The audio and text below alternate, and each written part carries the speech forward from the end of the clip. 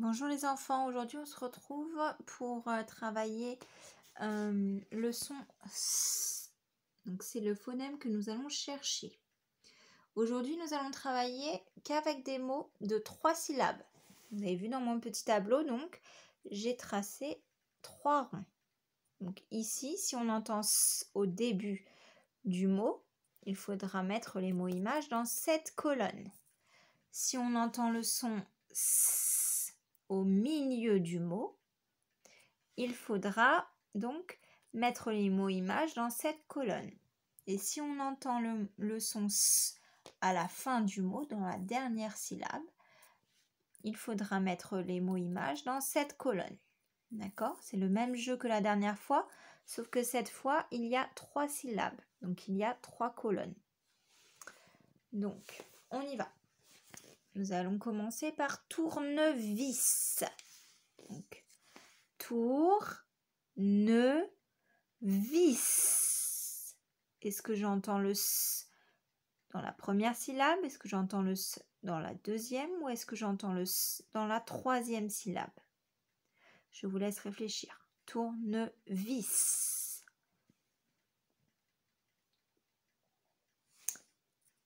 Tournevis, donc j'entends le S, parce que c'est le son S que nous cherchons.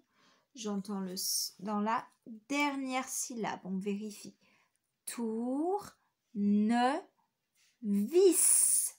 Oui, c'était bien donc dans cette colonne. On y va.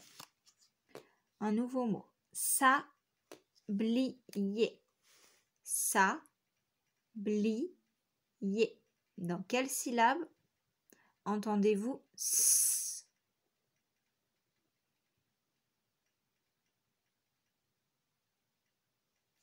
Dans la première syllabe.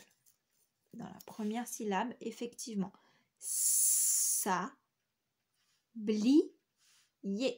J'entends le S dans la première syllabe. Coccinelle. Coccinelle.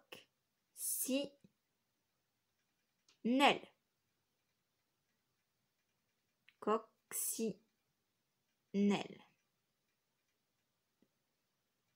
J'entends le S dans la syllabe du milieu. C'est la deuxième syllabe. La syllabe du milieu, c'est la plus difficile à trouver. Coccinelle. Donc, si elle est dans la deuxième syllabe, c'est la syllabe du milieu. Regardez. Coccinelle. C'est la deuxième syllabe. C'est celle-ci. D'accord? Voilà. Donc là, je vous ai fait un exemple pour chaque colonne.